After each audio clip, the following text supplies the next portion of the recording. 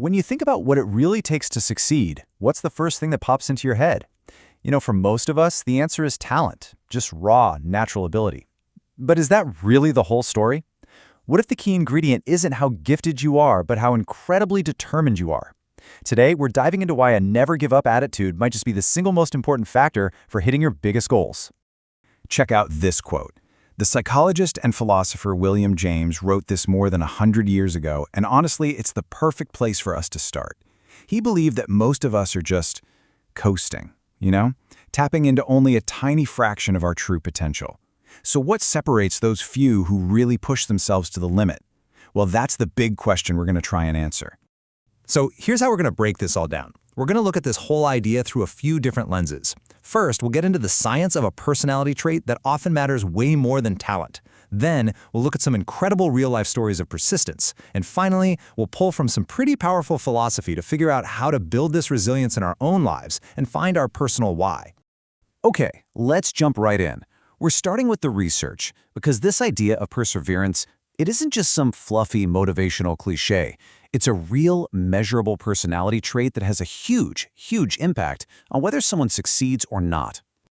The term we're talking about here is grit, a concept really defined by psychologist Angela Duckworth.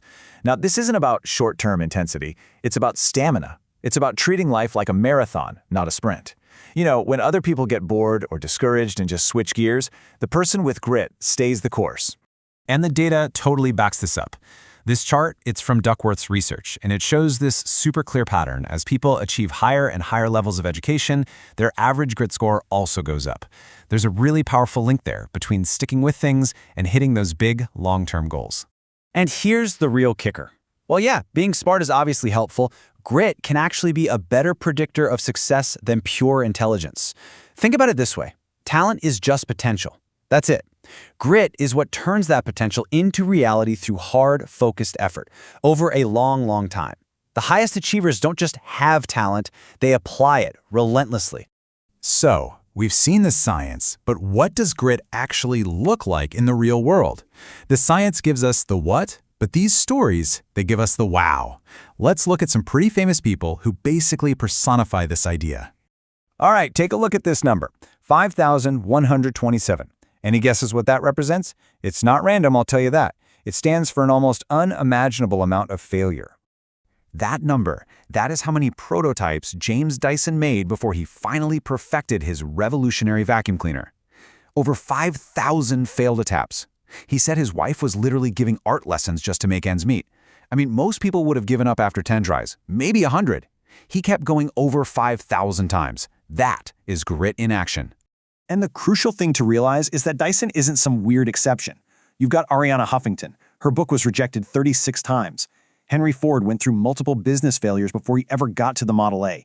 And Bill Gates' first company was, and I'm quoting him here, a complete disaster. The path to massive success is so often paved with these repeated, spectacular failures. The only difference is they didn't stop. So, we know what grit is, and we've seen what it looks like. But how do you actually, cultivate it? For that, we're going to turn to a really powerful mental model from the ancient Stoic philosophers. It's a framework for building some serious resilience. The first and most important rule of Stoicism is to understand the difference between what you can control and what you can't. So, things like our choices, our desires, our actions, yep, those are in our power. But our reputation, what other people are doing, and ultimately, the final outcomes of our efforts, nope, not in our control. And this right here, this is the key. We can't guarantee success. We can't control if investors are going to back our idea or if customers are going to buy our product. All we can control is showing up, doing the work, and trying again after we fail.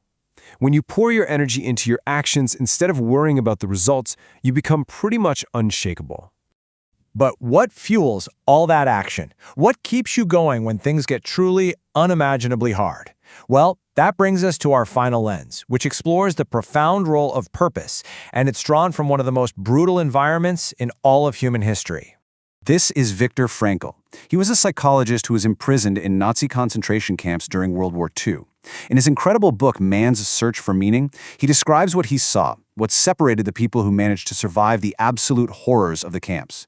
And it wasn't always who was physically the strongest. It was something much, much deeper. Frankl realized 3 incredibly profound truths. First, no matter what is happening to you, you always have the freedom to choose your attitude. Second, suffering is inevitable, but we're the ones who give it meaning by how we respond. But most importantly, he saw that the people who survived were the ones who had a strong purpose, a why to live for. It could be a child waiting for them or a book they needed to finish. That future goal gave them the strength to get through the present. Frankl often quoted the philosopher Friedrich Nietzsche, and this quote just perfectly captures his discovery. He who has a why to live for can bear almost any how. When your purpose is strong enough, you can withstand pretty much anything. That why, it's the ultimate fuel for perseverance.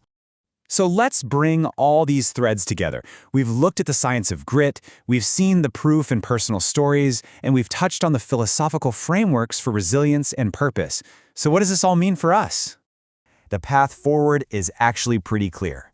First, we need to get that grit is a real, measurable thing that really drives success. Second, we have to reframe failure. Stop seeing it as a stop sign and start seeing it as a stepping stone. And third, we can build our own resilience by focusing on our actions, not the outcomes, and by connecting those actions to a powerful personal why. In the end, it really comes down to this. Talent might be what you're given, but grit is a choice. It's a choice to keep going, to stay passionate, and to chase something that matters to you over the long haul.